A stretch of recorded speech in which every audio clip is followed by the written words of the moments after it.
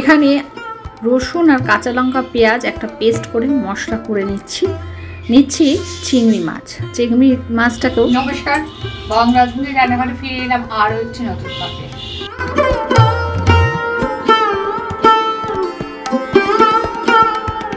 কড়াইতে তেল দেব, তেলটা গরম হচ্ছে, দিয়ে দেবো তেজপাতা, সাদা জিরে, গরম মশলা, ফোড়নটা খুব ভালো করে ভেজে নিতে হবে।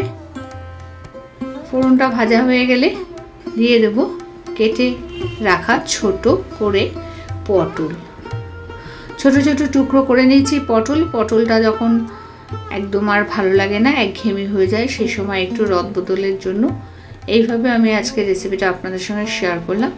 পটলটাকে ভালো করে ভেজে নিয়েছি, তার মধ্যে রেগুলার মশলা দিয়ে আরও ভালো করে নেড়ে চেড়ে এটাকে সামান্য জল দিয়ে নাড়াচাড়া করে ঢাকা দিয়ে দেবো।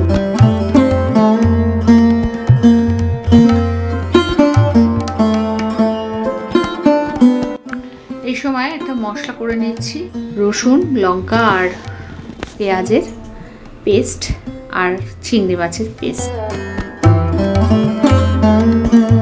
এদিকে পটলটা রান্না হয়ে গেছে, পটলটাকে তুলে নেব আর ওই যে মশলাটা থাকবে তার মধ্যে দিয়ে দেব পেঁয়াজ, রসুন আর লঙ্কার পেস্ট।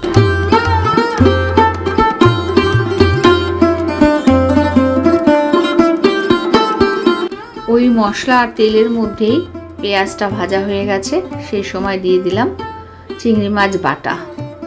চিংড়ি মাছ বাটাটা দিয়েও ভালো করে নাড়িয়ে চাড়িয়ে ভেজে নিতে হবে।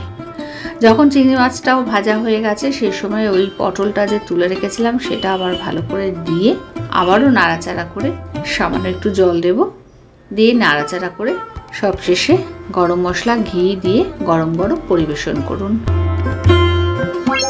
আমার ভিডিওটা দেখে যদি আপনাদের একটুও ভালো লাগে প্রচুর শেয়ার করে লাইক করে দেবেন। বন্ধুরা, আজকে যারা নতুন বন্ধু তাদের বলবো সাবস্ক্রাইব করে পাশে থাকা বেল আইকনটি অল ক্লিক করে দেবেন। আজ তবে এই পর্যন্ত, ফিরে আসছি পরবর্তী ভিডিও নিয়ে। পরবর্তী সময় ভালো থাকবেন, সুস্থ থাকবেন। আমার ভিডিওটা দেখার জন্য ধন্যবাদ।